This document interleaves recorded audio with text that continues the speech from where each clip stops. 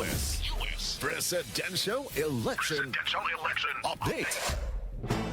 Nalalapit na raw hong magsara ang election poll sa Amerika kung saan nahaharap nga po yung kanilang mga residente sa pagpili kung ibabalik nga ba si Donald Trump sa White House o itataas naman sa pagkapangulo si Vice President Kamala Harris.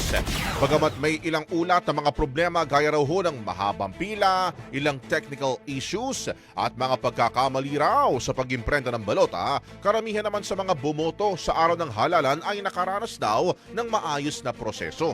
Parehong magiging makasaysayan ang presidency ng dalawang kandidato dahil kung mananalo po si Harris ay siya ang magiging kauna-unahang babae at color at South Asian descent na maluluklok bilang Pangulo.